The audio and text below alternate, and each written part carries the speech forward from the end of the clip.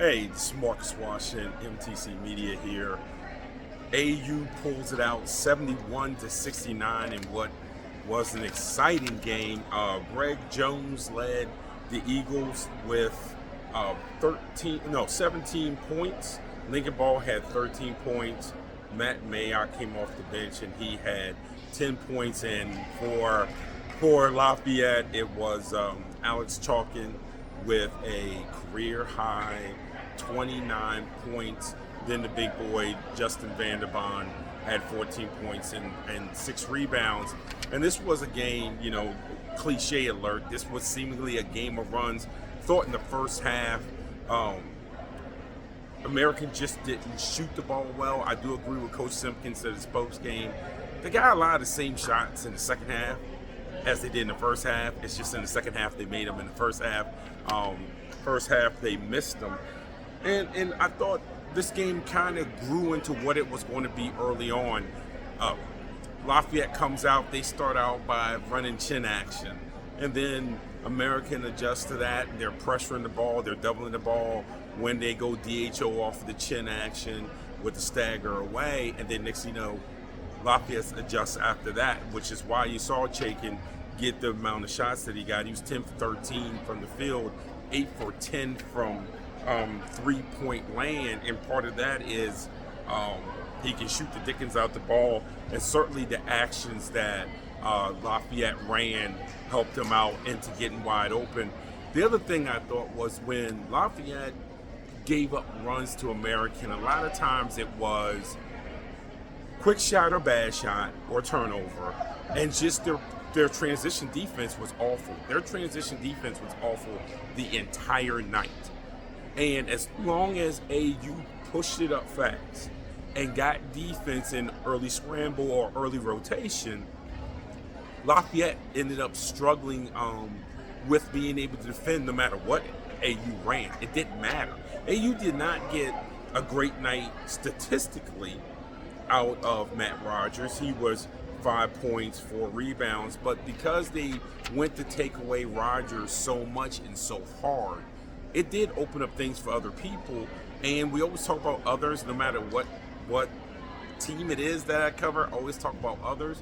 Well, for AU, the others delivered. When you look at this offensively, the idea that he played 2, 4, 6, 8, he played 10 players.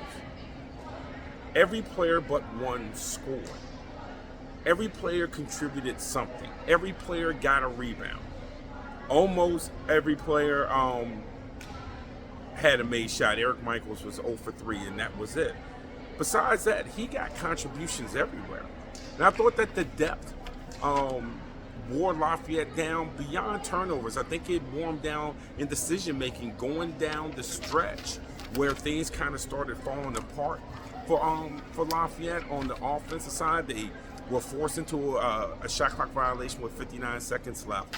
I thought that the other freshman for them, Caleb Williams, funny to have that name, he didn't have any turnovers, right? He had a bevy of bad decisions going down the stretch, trying to do too much, forcing shots, 3 for 11. He was going to take people one-on-one and all these sort of things. Part of that's fatigue. Part of that is you keep rolling different guys on him and keep pressuring him, and he, when you single him up, he's going to make a play because he's going to show you.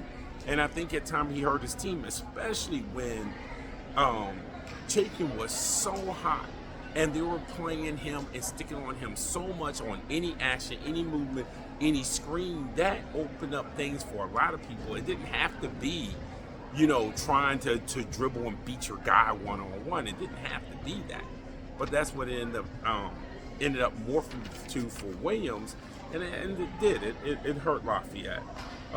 Other statistics that I think was important, Greg Jones in the second half was just absolutely positively terrific. He was terrific the whole game, but in the second half he was terrific.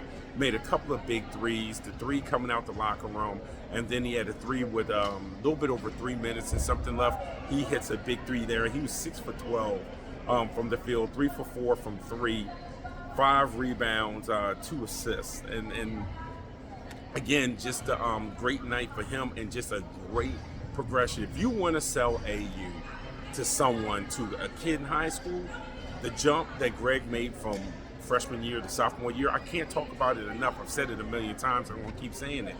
That shows a lot about him, how hard of a worker he is, how much he'll listen. It shows a lot about this program, how much they've developed, and all of those.